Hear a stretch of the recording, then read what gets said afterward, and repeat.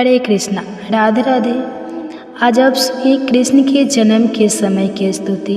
जन्माष्टमी व्रत के दिन सभी माताएं जरूर सुने। आप सभी को सादर प्रणाम। गर्भावस्था में भगवान श्री कृष्ण की संपूर्ण बाल लीला को पढ़ना अति शुभ माना जाता है। पहले हर दादी नानी यह बताया करती थी कि समय भगवान श्री कृष्ण के आशीर्वाद के लिए हर गर्भवती को यह नित्य सुनना ही चाहिए। आज वही विशेष कथा आप सभी को भी सुना रही हूँ। इसे आप दिन में कभी भी सुन सकते हैं। स्नान करके इसका श्रवण करें तो बहुत ज़्यादा शुभ होगा। साथ ही कोशिश करें कि इसका पूरा पाठ करें। द्वापर युग के अंत का समय था। 5000 वर्ष से पहले की कुछ बात थी।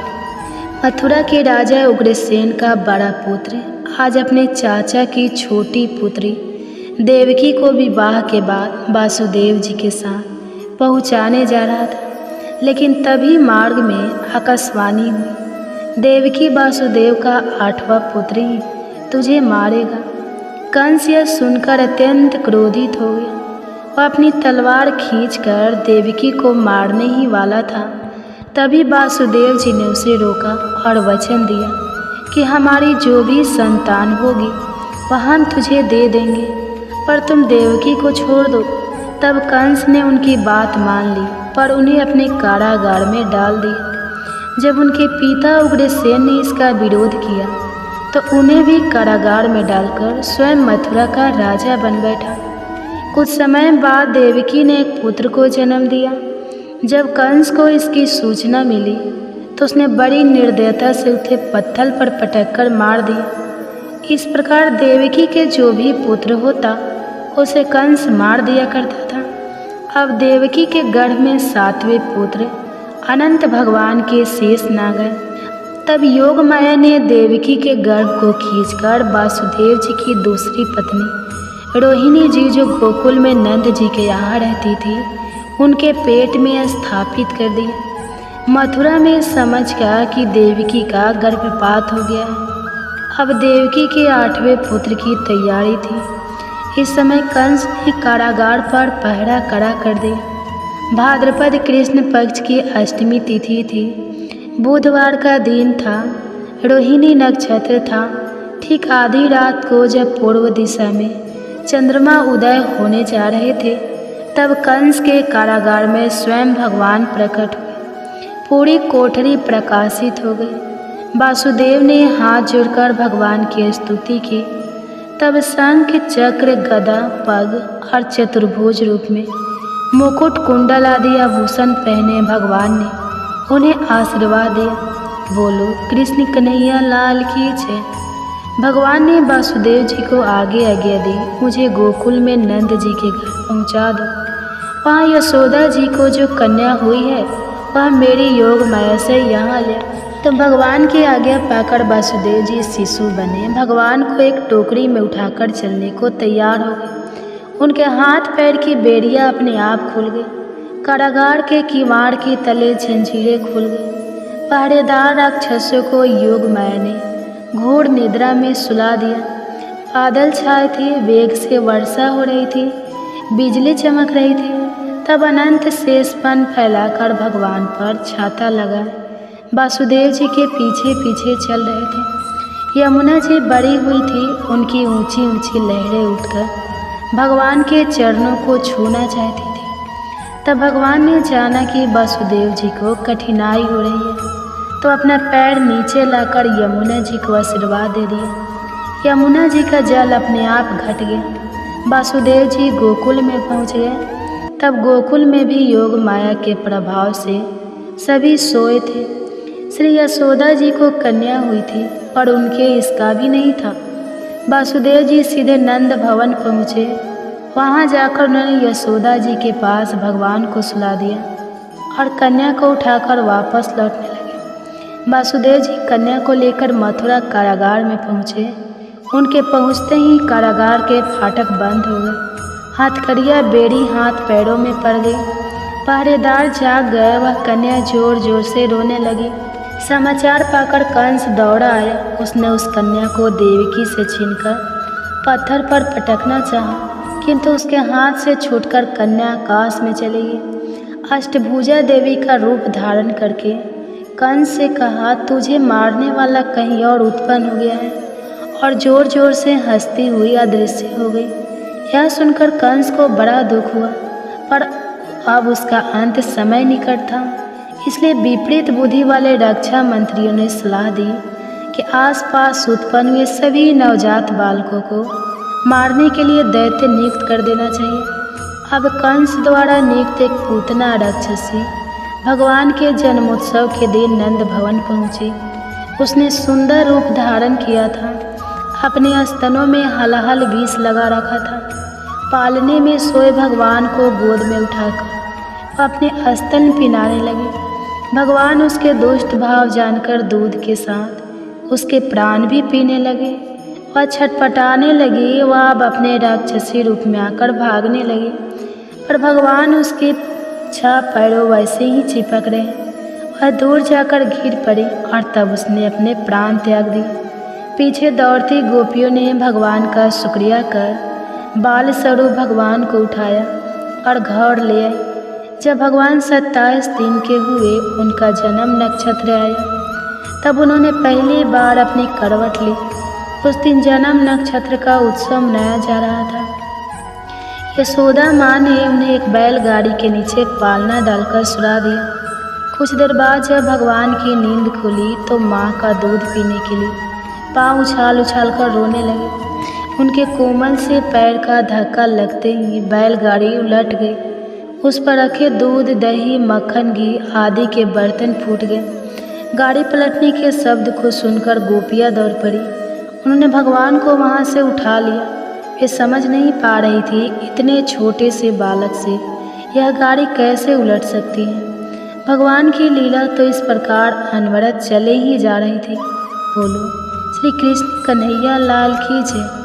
अब आगे एक दिन कंस के त्रिवत नाम का असुर भेजा। उस समय माँ यशोदा शाम को गोद में लिए आंगन में बैठी थी। अचानक से भगवान बहुत भारी हो गए और मैया उन्हें गोद में ना उठा सकी और उन्हें आंगन में सुलाकर किसी काम के अंदर चली गई। उस समय वह त्रिवत राक्षस एक भयंकर बवंडर आदि के रूप में गोकुल में आया और अंधकार कर दिया। वह श्री कृष्ण को अपने साथ उड़ा ले गया, लेकिन भगवान का भार वह देर तक नहीं सह सका। भगवान ने उस राक्षस का गला पकड़ लिया। अंत में गला घुटने से वह गोकुल में एक पत्थर पर गिर पड़ा।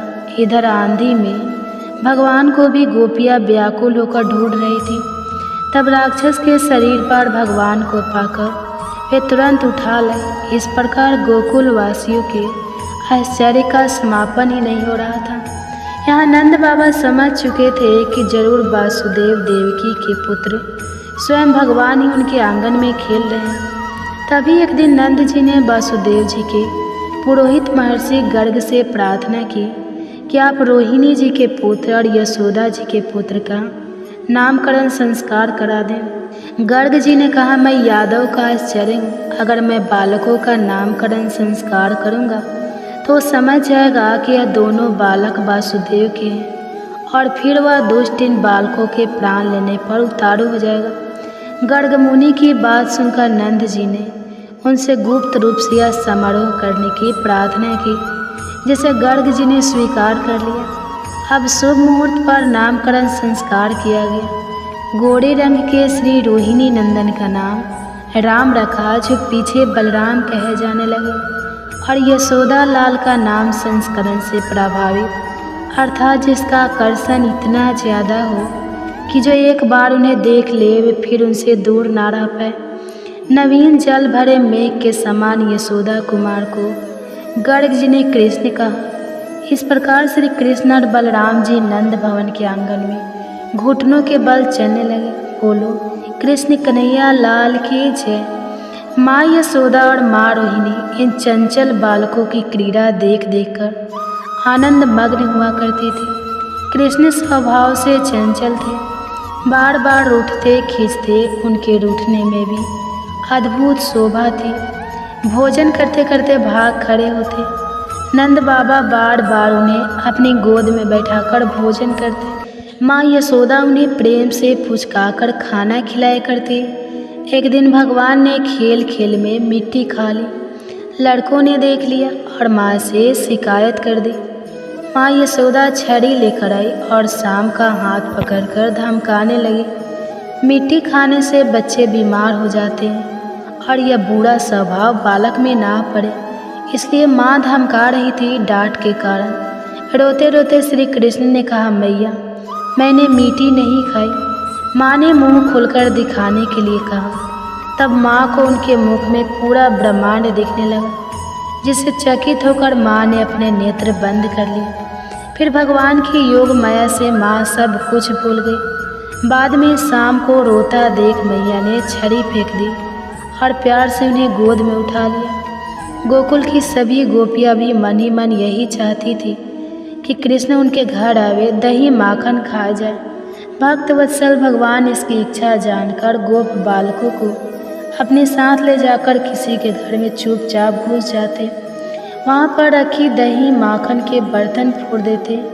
माखन स्वयं खाते, गोप बालकों को खिलाते, बंदरों को खिलाते, पूरी भूमि पर फैला जाते। गोपियाँ माँ यशोदा के पास उल्लाहना देने जाया करती। उल्लाहना देने के बहाने भी वे केवल श्री कृष्ण का सुंदर मुख देखने जाते, क्योंकि जब उल्लाहना सुनकर माँ कृष्ण को डांटना चाहती तब गोपियाँ स्वयं ही उन्हें रोक देती। कहती, कृष्ण को कुछ ना कहो मैया। इस प्रकार गोकुल में भगवान की लीला सब और प्रेम बिखेर रही थी। एक बार गोपियों को इंद्र यज्ञ की तैयारी में भेजकर माँ यशोदा बड़े सवेरे दही मथने लगी। इतने में श्याम सुंदर की नींद टूट गई। वे माँ का दूध पीने के लिए मचलने लगे। माँ उन्हें गोद में लेकर स्तनपान कराने लगी, लेकिन इतने में ही चूल्हे पर चढ़ा दूध उफानका दिखाई दिया। माँ कृष्ण को गोद में उतारकर झटपट दूध को संभालने दौड़ गई। श्याम को इस बात से गुस्सा आ गया। उसने पास में पड़ा पत्थर उठाकर मटकी पर दे मारा। मटकी फूट गई, दूध भूमि पर बहने लगा। यह देख स्वयं भी रोने लगे। माखन रख के घर में घुस गए, खल पर चढ़ गए, माखन निकाल दिया और बाहर कूदते बंदरों को बुलाकर उन्हें माखन खिलाने लगे। माँ यशोदा वापस लौटी तो भगवान के पद का पीछा करते हुए देखा कैसे बंदरों को माखन खिला रहे। मैया उनके पीछे आज छड़ी लेकर दौड़ी। श्याम आगे आगे भागने लगे, मैया पीछे पीछे दौड़ते दौड़ते मैया थक गई। भगवान अब रुक गए। अब मैया उनको खल के पास ले गई और रस्सी लेकर बांधने लगी। मैया जो भी रस्सी उठाती वह 2 अंगुल छोटी पड़ जाती। घर की सभी रस्सियाँ एक में एक जोड़ देने पर भी 2 अंगुल छोटी ही पड़ती। अंत में मैया को बहुत थका देखकर श्याम अपने आप रस्सियों में बंध गए। फिर जब मैया कृष्ण को खल में बांधकर घर के कामों में लग गई तब मोहन घुटनों के बल होकर खल आड़ा गिरा देते हैं और उसे घसीटते हुए नंद भवन के द्वार पर लगे 2 अर्जुन के वृक्षों की ओर ले चले। लोकपाल कुबेर के 2 पुत्र नल, कुबर और मणिग्रीव थे। धान का उन्हें बड़ा घमंड था। एक बार अपनी स्त्रियों के साथ मदिरा पीकर स्नान कर रहे थे। उस समय उधर से देवर्षि नारद निकले।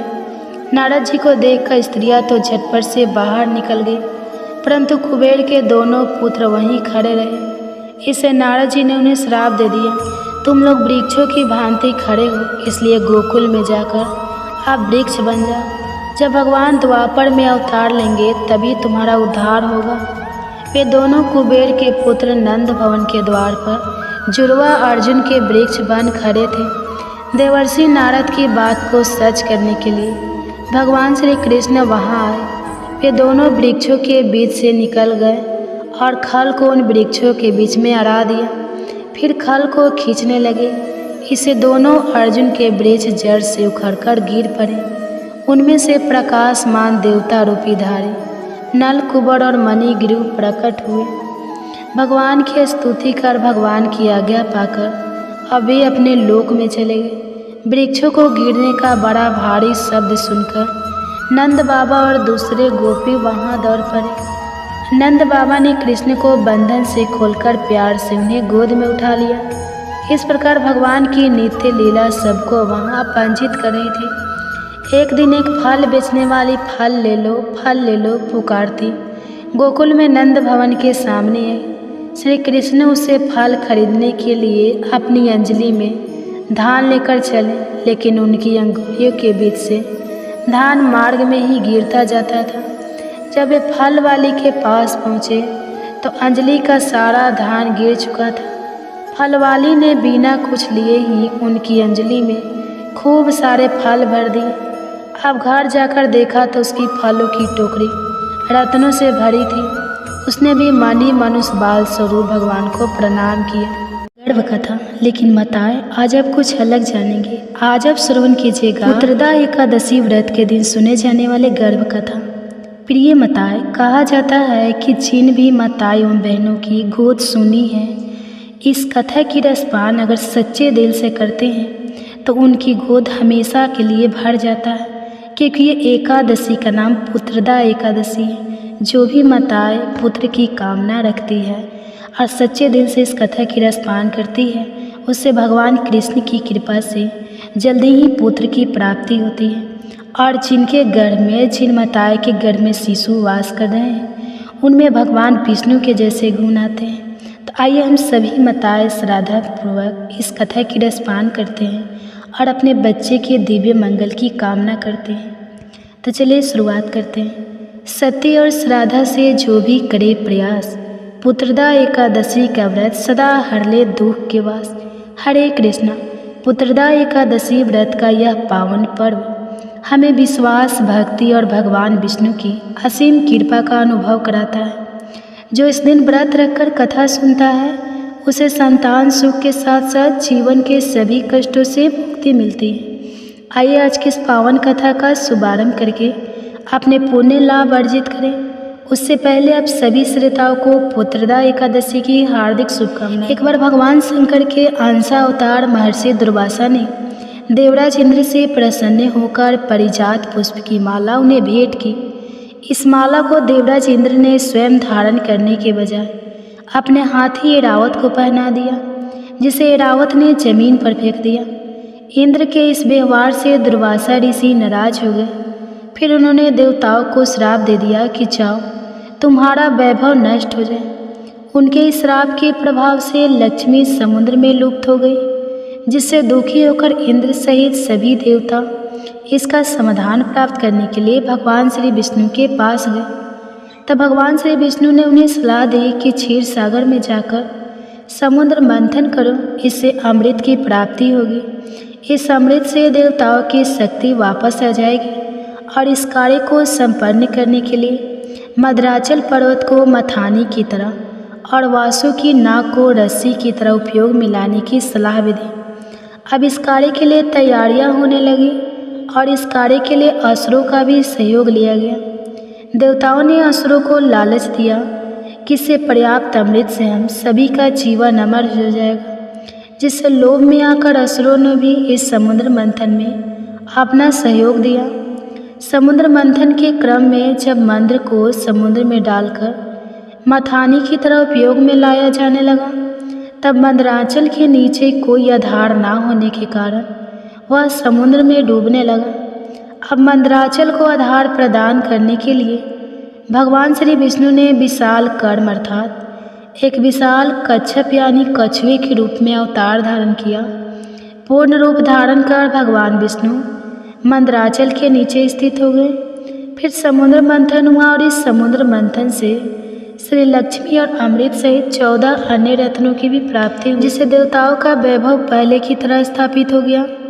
भगवान विष्णु द्वारा कच्छप अवतार धारण करने के उपलक्ष्य में लोक में एकादशी के उपवास की परंपरा प्रचलित हुई। और ऐसा भी कहा जाता है कि जिस समय भगवान विष्णु ने कच्छप का रूप धारण किया था और उनकी पीठ पर मंदराचल पर्वत मथानी की तरह घूम रहा था, उस समय मंदराचल की चट्टानों की नोक से पीठ के खुजा जाने के कारण भगवान को अच्छा लगने लगा। इससे उन्हें नींद आने लगी और उनके श्वास की गति बढ़ गई। उस श्वास वायु से समुद्र के जल में तरंगे उत्पन्न होने लगी। इसी के कारण समुद्र में ज्वार भाटों की उत्पत्ति हुई। तो यह थी भगवान विष्णु के क्रोम अवतार की कहानी। आइए श्रोतागणों, आप कथा की दिव्य यात्रा में सवार होकर चलते हैं। हस्तिनापुर उस भव्य महल की ओर जहाँ पर राज सिंहासन पर धर्मराज युधिष्ठिर धर्म और सत्य के प्रतीक शांत मुद्रा में विराजमान है। चारों ओर स्वर्ण स्तंभों से राजा का दरबार दीपों की मृदुल ज्योति से आलोकित है। गंधर्व का मधुर संगीत वातावरण को और पवित्र बना रहा है। इसी अलौकिक महल में भगवान श्री कृष्ण अपनी देवी आभा के साथ प्रकट होते हैं। उनकी कृपा से सजी यह सभा पुण्य फलदायक कथा श्रवण के लिए तैयार है। पुत्रदा एकादशी की कथा का प्रभाव अब आरंभ होता है।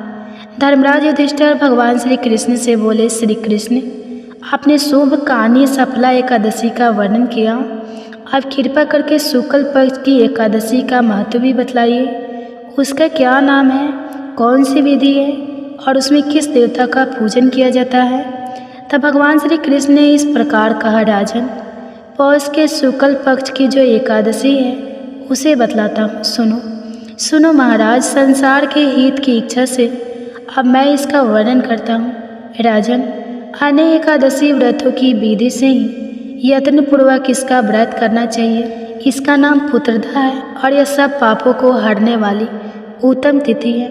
समस्त कामनाओं और सिद्धियों के द्वार भगवान नारायण इस तिथि के आदि देवता हैं। चराचर प्राणियों सहित समस्त त्रिलोकी में इससे बढ़कर दूसरी कोई तिथि नहीं है। पूर्व समय की बात है, भद्रावतीपुरी में राजा सुकेतु मान राज्य करते थे।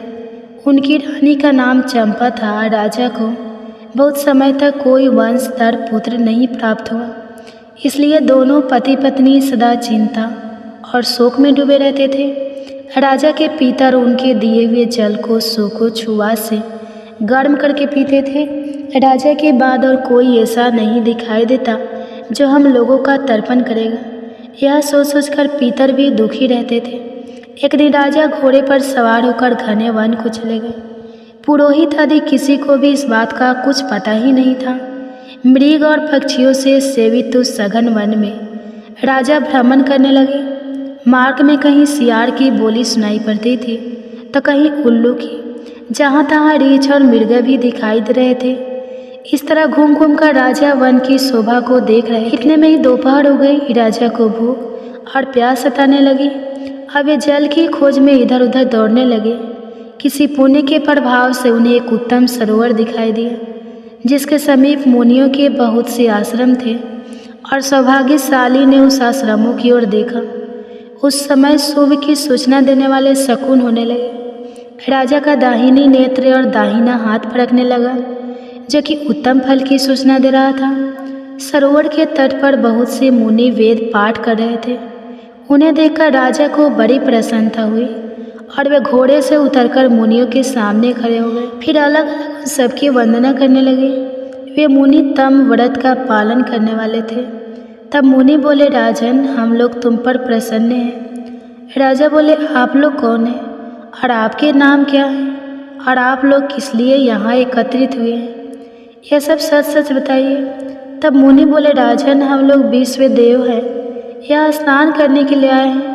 माघ निकट आया है। आज से 5वें दिन माघ का स्नान आरंभ हो जाएगा और आज ही पुत्रदा नाम की एकादशी है, जो व्रत करने वाले मनुष्य को पुत्र देती है। तब राजा ने हाथ जोड़कर कहा, विश्वदेवगण, यदि आप लोग मुझ पर प्रसन्न हैं तो मुझे भी पुत्र दीजिए। तब मुनि बोले, राजन, आज के दिन ही पुत्रदा नाम की एकादशी है।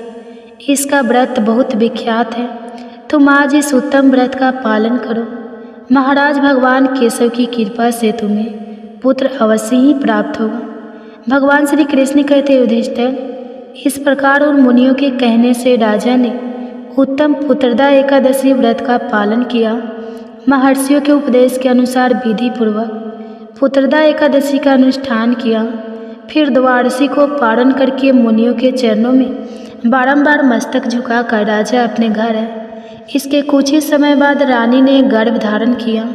प्रसव काल आने पर पुण्य कर्मा राजा को अत्यंत तेजस्वी पुत्र रत्न की प्राप्ति हुई, जिसने अपने गुणों से अपने पिता को संतुष्ट कर दिया। वह प्रजा का पालक हुआ। भगवान श्री कृष्ण युधिष्ठिर महाराज से कहते हैं, इसलिए राजन, पुत्रदा का उत्तम व्रत अवश्य करना चाहिए। मैंने लोगों के हित की इच्छा से तुम्हारे सामने इसका वर्णन किया है। जो मनुष्य एकाग्रचित्त होकर पुत्रदा का व्रत करते हैं वे इस लोक में पुत्र पाकर मृत्यु के पश्चाताप स्वर्गगामी होते हैं और इस महात्म को पढ़ने और सुनने से अग्निष्टोम यज्ञ का फल मिलता है। पुत्रदा एकादशी व्रत कथा समाप्त। प्रेम से बोलिए श्री लक्ष्मी नारायण भगवान की जय, श्री कृष्ण भगवान की जय। अब आपको सुनाते हैं माता पिता के पाप और पुण्य की कहानी। आज इस कहानी के माध्यम से आप जानेंगे कि माता पिता के कर्मों का फल संतान को आखिर क्यों भुगतना पड़ता है। मृत्यु के देवता यमराज की पुत्री सुनीता थी। माता पिता के लाड़ प्यार में वह थोड़ी उदट हो गई थी। वह देखती थी कि उनके पिता पापियों को दंड देते रहते हैं। सुनीता पाप और पुण्य का अंतर नहीं समझती थी, इसलिए खेल खेल में किसी के अच्छे काम में बाधा डाल देती और किसी को आक्रामक मारने लगती। ऐसे उद्दंडतापूर्ण कार्य करके वह बड़ी प्रसन्नता होती थी। एक दिन सुनीता एक गंधर्व कुमार को, जो अपनी आराधना में योग मुद्रा में बैठा था, बिना किसी वजह जैसे कोड़े मारने लगी। गंधर्व कुमार पीड़ा से छटपटाता तो सुनीता मारी खुशी के उछल पड़ती और उसे खेल समझती। इस प्रकार की अपनी कुर्तुते वह अपने पिता को बताती। पिता उसकी उस उद्दंडता को बाल सुलभ खेल समझकर चुप रह जाते। ना तो वे सुनीता को ऐसा करने से रोकते, ना ही समझाते। बहुत दिनों तक ऐसा ही चलता रहा। एक दिन फिर उस गंधर्व कुमार को, जब वह पूजा पाठ कर रहा था, सुनीता ने मारना शुरू किया। जब वह उत्पीड़न गंधर्व कुमार के लिए सहन हो गया तो उसने सुनीता को क्रोध से श्राप दे दिया कि तू धर्मराज की बेटी है, तेरा विवाह एक ऋषि पुत्र से होगा, तेरी एक योग्य संतान भी होगी, लेकिन तेरे उन दुष्ट कर्मों का अंश उसमें भी व्याप्त रहेगा। सुनीता ने यह बात भी अपने पिता को बताई। अब धर्मराज को लगा कि उन्होंने बड़ी भारी भूल कर दी। संतान की आदत और स्वभाव पर ध्यान ना देकर उसे अच्छे और बुरे का ज्ञान ही नहीं दिया। उसे श्राप मिला, लेकिन अब तो समय हाथ से निकल चुका था। धर्मराज अपनी पुत्री से बोले, बेटी, निर्दोष तपस्वी को पीट कर तुमने बिल्कुल भी अच्छा काम नहीं किया। बुरे कर्मों को करने के कारण ही अब तुम्हें यह श्राप मिला है। अब भी संभल जाओ और अच्छे कर्मों में अपना मन लगाओ। धीरे धीरे समय बीत गया। सुनीता बड़ी हुई तो उसके विवाह की चिंता हुई। उसके श्राप को जानकर कोई भी उसे विवाह करने को तैयार ही नहीं होता था। कौन भला उसे पैदा होने वाले पापी पुत्र का पिता बनता। जब कोई उपाय नहीं रहा तो रंभा अप्सरा ने उसे मोहिनी विद्या सिखा दी। अप्सराएं तो इस काम में सिद्ध होती थी। अब सुनीता को किसी को भी मोहित करने की विद्या सिद्ध हो गई।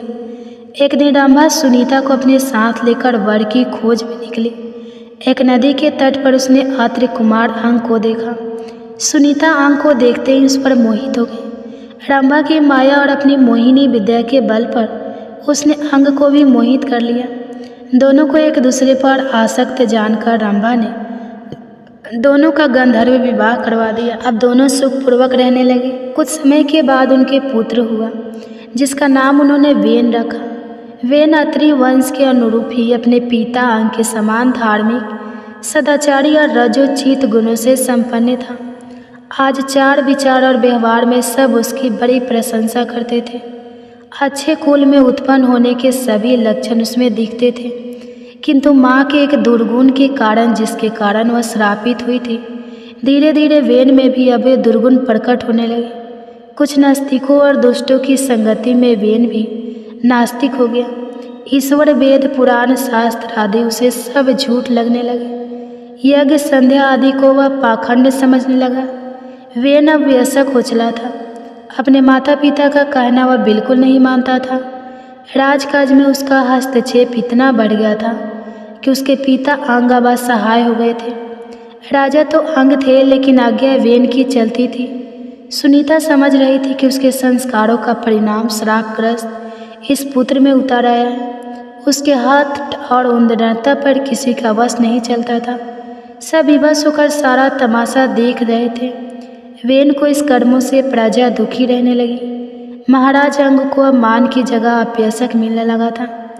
जब सब प्रकार के वेन को समझाकर वे हार गए तो उपयश से बचने के लिए एक दिन निराश होकर महाराज अंग ने चुपके से घर का ही त्याग कर दिया।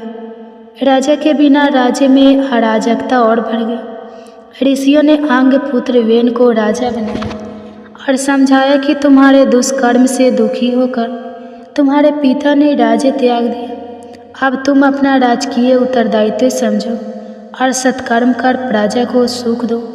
किंतु वेन राजा बनकर तो और अधिक भ्रमित और अहंकारी हो गया। बोला, आप लोग मुझे ज्ञान मत दीजिए, मैं स्वयं बड़ा ज्ञानी हूँ। ईश्वर, धर्म, शास्त्र आदि सब मेरे आदेश से स्थापित होंगे। मेरी आज्ञा धर्म होगा, शास्त्र वचन होगा। आप सब लोग अब मेरी आज्ञा के अनुसार चलिए और मुझ में ईश्वर, धर्म तथा शास्त्र की छाया देखिए। ऐसे विचारों वाले वेन के कार्यों से देश में अराजकता बढ़ने लगी। सारे धार्मिक और सत् कार्य बंद हो गए। प्रजा की कोई सुरक्षा ही नहीं रह गई। दुष्ट लोगों का बोलबाला हो गया, धार्मिक कार्य बंद हो गए, अधर्म का बोलबाला हो गया। कहते हैं हर चीज़ का अंत होता है। पाप का घड़ा जब भर गया तो ऋषि मुनियों और प्रजाजनों ने विद्रोह कर दिया। वेन को पकड़ लिया गया और उसे प्रताड़ित कर राजा के पद से हटा दिया। सत्ता छीन जाने से वह असहाय हो गया। अब वह दूसरों की दया पर निर्भर था।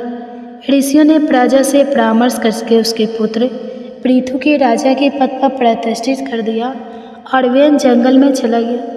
निश्चय ही उनके कुल परिवार का व्यक्ति भी कुसंगति के कारण अपनी मर्यादा भूलकर कुकर्मी हो जाता है, अपने कुल धर्म को भूलकर सबके दुख का कारण बनता है और आज अंत में आपने इसी आचरण के कारण वह स्वयं भी नष्ट हो जाता है। इसलिए कुसंगति और कुसंस्कार से हमेशा बचना चाहिए।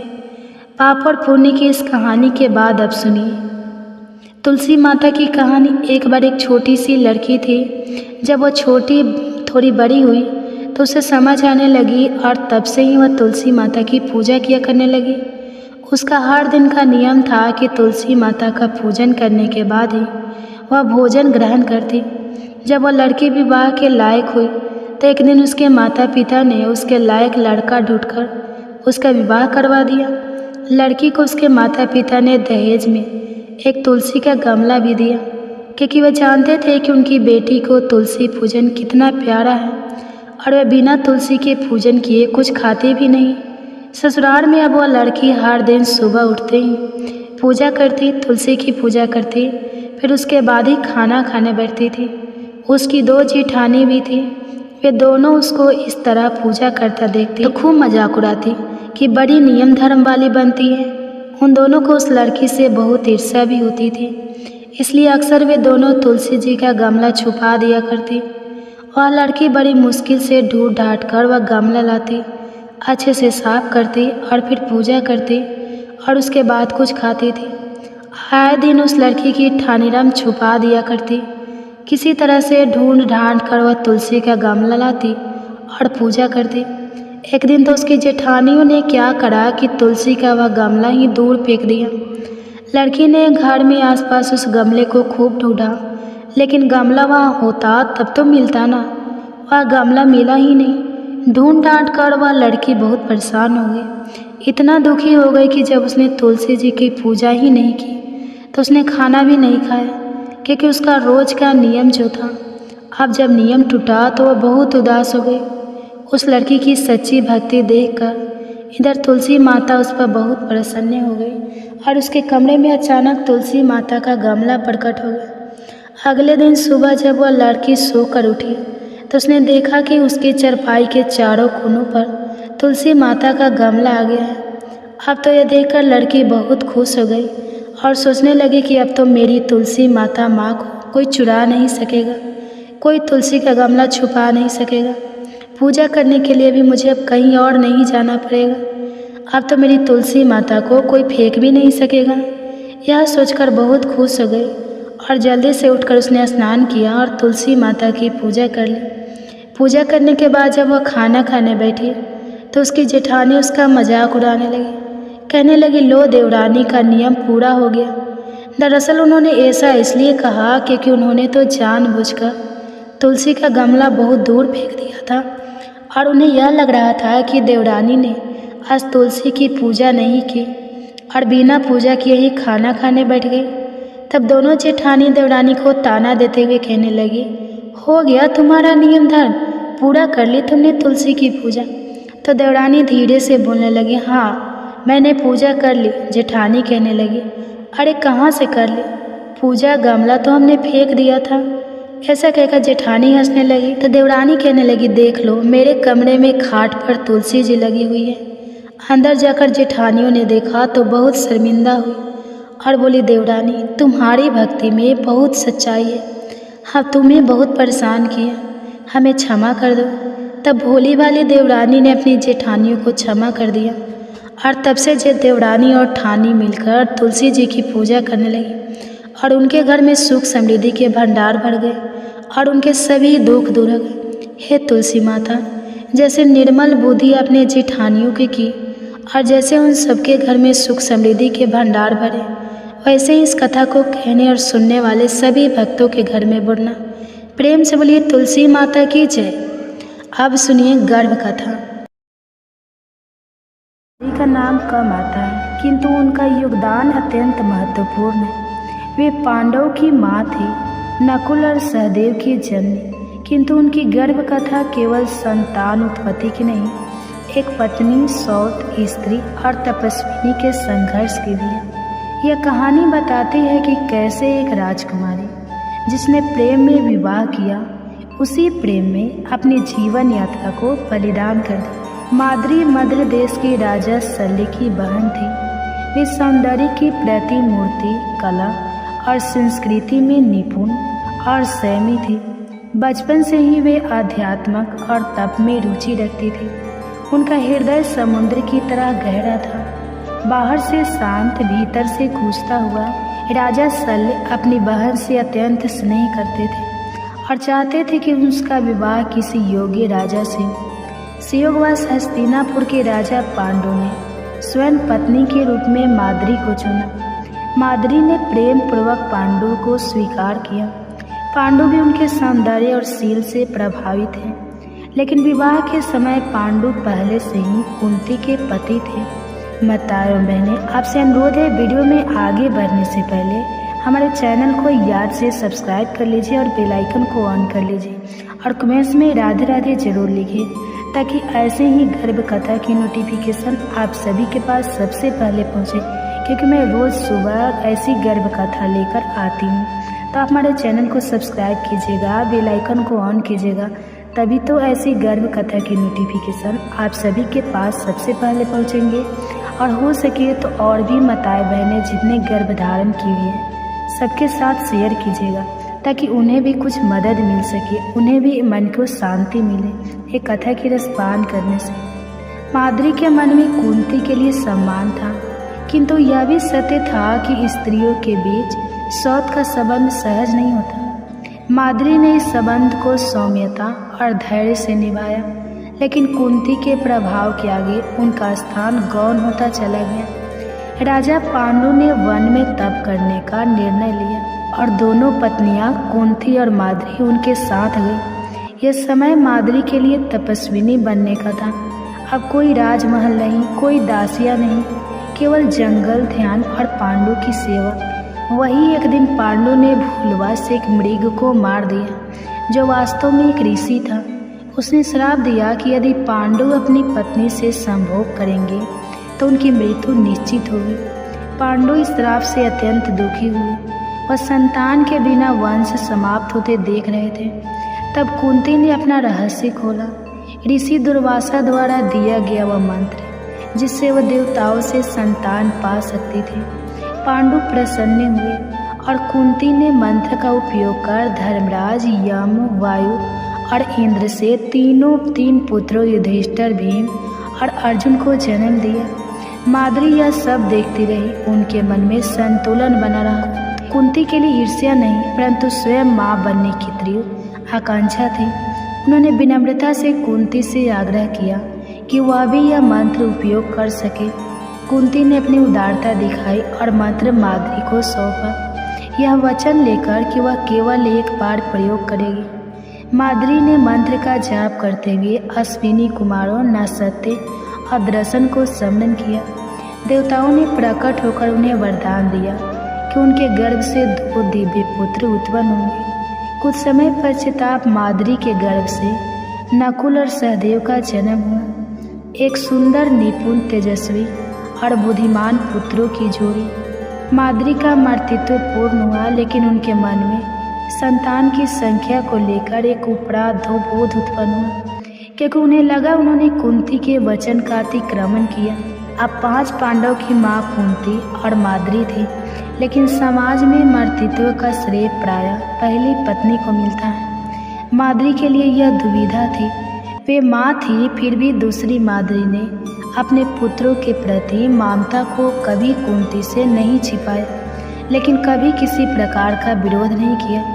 वे जानती थी कि मातृत्व केवल जन्म से नहीं, पालन से भी पूर्ण होता है। वर्षों बीते, पांडु की वासना पर नियंत्रण ढीला पड़ा।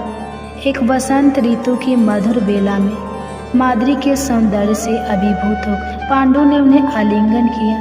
श्राप सत्य हुआ, पांडु की वही मृत्यु हो गई। माद्री सत्यबद्ध रह गई। वे जानती थी कि उनका सौंदर्य पांडु के अंत का कारण बना। कुंती अब 5 बच्चों के साथ अकेली थी। माद्री ने निर्णय लिया कि वह सती होकर अपने पति का साथ निभाएगी। उन्होंने कुंती से प्रार्थना की कि वह 5 पुत्रों की परवरिश करे, क्योंकि कुंती अधिक सक्षम थी। माद्री अग्नि में प्रवेश कर गई, न केवल पत्नी के रूप में बल्कि आत्मगालिन से मुक्ति की साधिका बनकर। माद्री की मृत्यु के बाद नकुल और सहदेव ने कभी माँ का चेहरा नहीं देखा। कुंती ने उन्हें भी युधिष्ठिर, भीम और अर्जुन की तरह पाला। माद्री की छवि एक अदृश्य छाया की तरह पुत्रों के जीवन में रही, एक ऐसी माँ जो उनकी स्मृति में कभी पूरी तरह उभर नहीं पाई। महाभारत युद्ध में नकुल और सहदेव ने भी वीरता दिखाई। वे धर्म के पक्ष में खड़े रहे, लेकिन उनके मन में माद्री की छवि सदैव रही। कुंती ने एक ओर कर्ण को जन्म देकर त्यागा, दूसरी ओर माद्री ने स्वयं जीवन त्यागा। दोनों माताओं ने अपने अपने ढंग से स्त्री धर्म और मातृत्व निभाया। माद्री की गर्भ कथा महाभारत का एक शांत किंतु गहरा अध्याय है। उनकी कहानी में संघर्ष है, प्रेम है, मातृत्व है, आत्मबल है और सबसे बढ़कर त्याग है। वे एक ऐसी स्त्री थी जो कम बोली, अधिक जिया। उनका त्याग मौन था, लेकिन प्रभाव अमिट। स्त्री जब माँ बनती है तो वह केवल एक जीव को जन्म नहीं देती, वह अपने भीतर एक संसार रचती है। उसका शरीर, मन, आत्मा और अस्तित्व सब एक साथ बदलता है। यह कथा है ऐसी ही एक स्त्री की जिसने गर्भ के हर क्षण को जिया, सहा और अपने भीतर के ब्रह्मांड को जन्म दिया। गांव का नाम था सरसोंपुर। हरियाली, पीली सरसों के खेत, कुएं की खरखर और मंदिर की आरती में लिपटी एक छोटी सी बस्ती, वही रहती थी सावित्री। सावित्री एक साधारण लड़की, सादगी में सजी, स्वभाव में सौम्य। पिता हरिलाल किसान थे, माँ गौरी देवी धर्मपरायण। सावित्री पढ़ाई में होशियार थी, लेकिन किस्मत ने उसे 10वीं के बाद घर की चौखट से बांध दिया। उसका विवाह हुआ रघुवीर से, पास के गांव का एक शिक्षक था। शादी धूमधाम से हुई। सावित्री अपने सपनों की गठरी बांधकर ससुराल आई। सास ज्योति देवी, ससुर धर्मपाल और जेठ जेठानी का भरा पूरा परिवार। लेकिन सपनों की गठरी खुलते ही उसके सामने आया कर्तव्य, मर्यादा और परंपराओं का गाढ़ा जाल। पति रघुवीर समझदार थे, लेकिन भावनाएं शब्दों से दूर रहती। सावित्री का मन धीरे धीरे घर की दीवारों से बातें करने लगा। शादी के 2 साल बाद सावित्री को उल्टियाँ होने लगी, कमजोरी बढ़ी। गांव की दाई ने मुस्कुराते हुए कहा, बधाई हो बहू, भगवान ने कोख भरी है। वह क्षण अनजाना था, भीतर कुछ हल्का कुछ भारी हुआ। रघुवीर ने सिर हाथ पर हाथ फेरते हुए कहा, अब तुम केवल मेरी पत्नी नहीं, एक माँ बनने वाली हो। सावित्री की आंखें भीग गई। पहले महीने में सब कुछ नया था।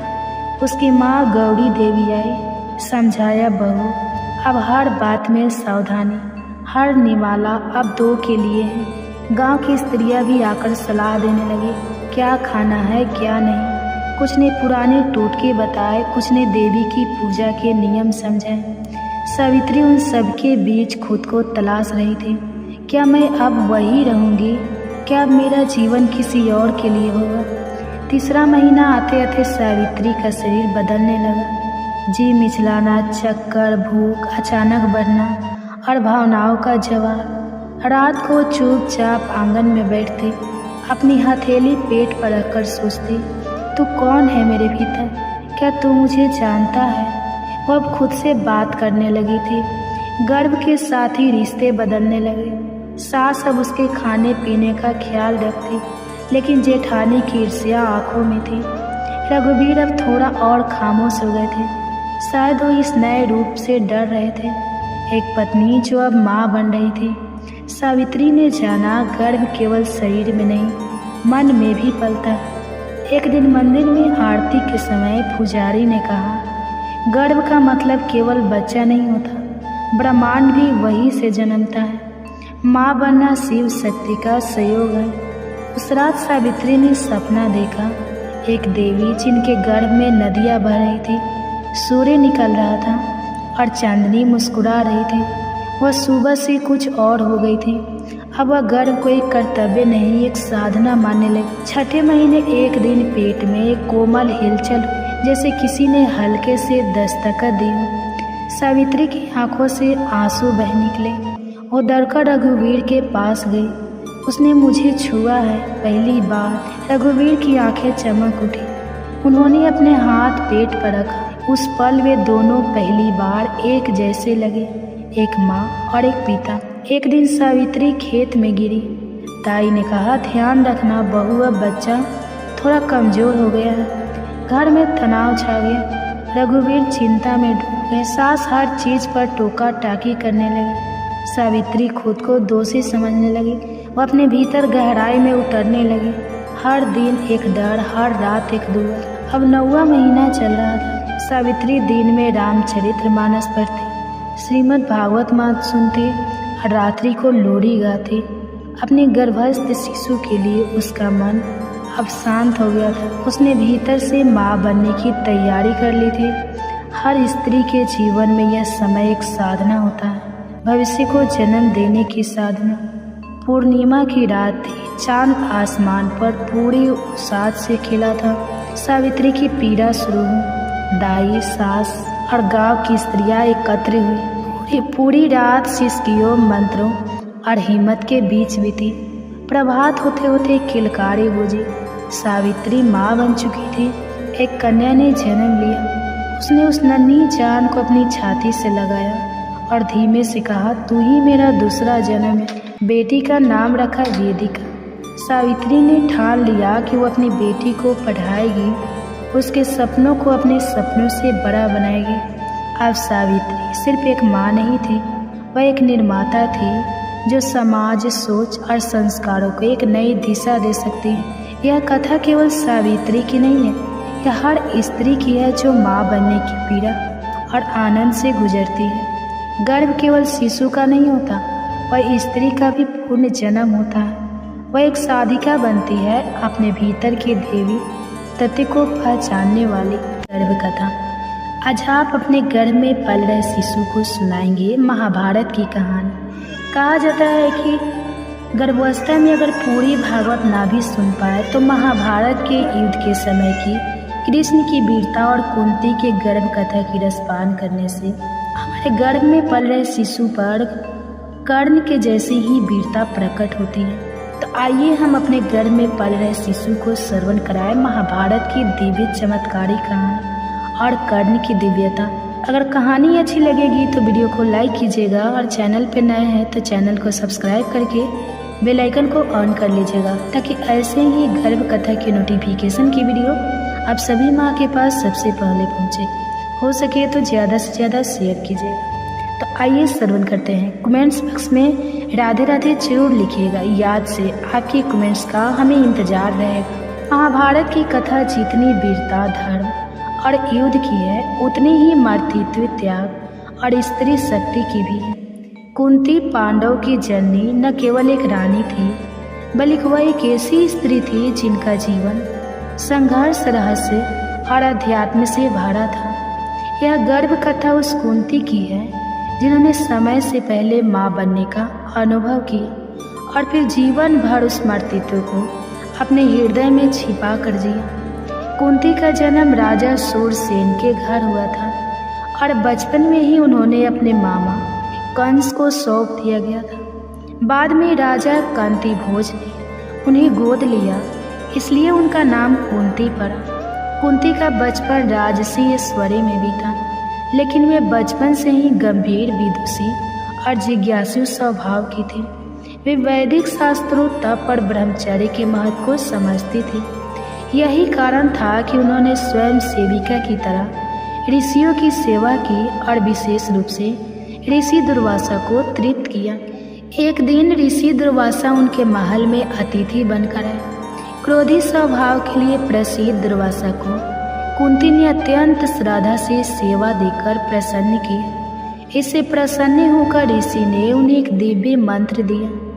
इस मंत्र को यदि तुम किसी भी देवता का स्मरण कर उच्चारण करोगी तो वह देवता प्रकट होकर तुम्हें संतान की प्राप्ति कराएगा।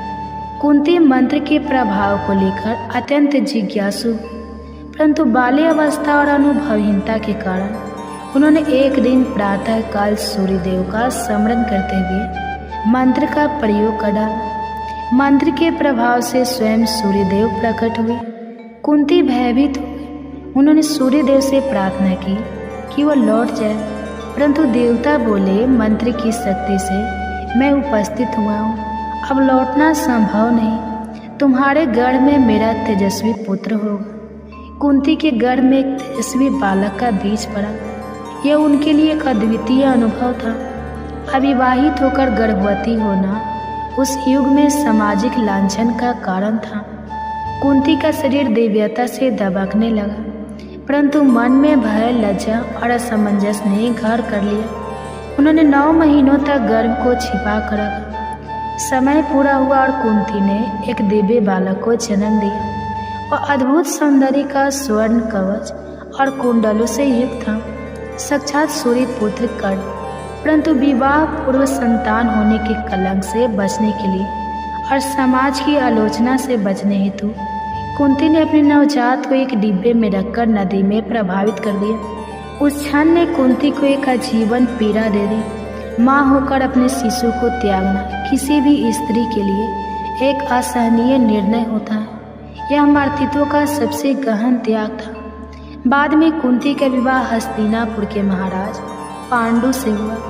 पांडु धर्म परायण, वीर और नीतिज्ञ थे। विवाह के उपरांत कुंती ने महाराज पांडु के साथ हिमालय की ओर गमन किया, जहाँ उन्होंने तपस्या और ध्यान में जीवन बिताया। पांडु ने एक बार वन में अनजाने में एक ऋषि को मृग समझकर मार दिया। उस ऋषि ने श्राप दिया कि यदि पांडु स्त्री संग करेगा तो उसकी मृत्यु हो जाएगी। इस श्राप ने पांडु को अत्यंत व्यथित कर दिया।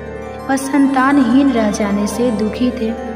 कुंती ने पांडु को अपना वह रहस्य बताया। दुर्वासा द्वारा प्रदत्त मंत्र देवताओं से संतान की प्राप्ति की शक्ति। पांडु के आग्रह पर कुंती ने धर्मराज यम को आगान किया, जिसे युधिष्ठिर का जन्म हुआ। धर्म, संयम और विवेक का प्रतीक। फिर वायुदेव को स्मरण कर भीम का जन्म हुआ, बल, साहस और क्रोध का स्वरूप। फिर इंद्र का आवाहन कर अर्जुन का जन्म हुआ, दिव्य शौर्य, निपुणता और धर्म के रक्षक। पांडु की दूसरी पत्नी माद्री भी संतान चाहती थी। कुंती ने उदारता से उन्हें मंत्र का उपयोग करने की अनुमति दी।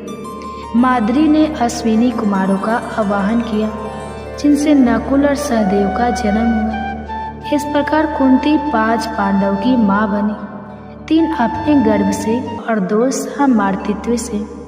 एक दिन पांडु अपनी कामना पर नियंत्रण ना रख सके और माद्री से संग कर बैठे। उसी क्षण श्राप के अनुसार उनकी मृत्यु हो गई। माद्री ने अपने प्रायश्चित स्वरूप सती हो जाना उचित समझा और 5 बालक कुंती के सानिध्य में रह गए। कुंती एक विधवा माँ बनकर 5 पुत्रों को लेकर हस्तिनापुर लौटी। वहाँ उनके लिए नए संघर्षों का दौर आरंभ। जब कर्ण ने द्रौपदी स्वयंवर में भाग लिया और अर्जुन ने स्पर्धा की, तब कुंती ने उसे देखा। उनका हृदय विदीर्ण हो उठा। यह वही पुत्र था जिसे उन्होंने जन्म के बाद त्यागा था।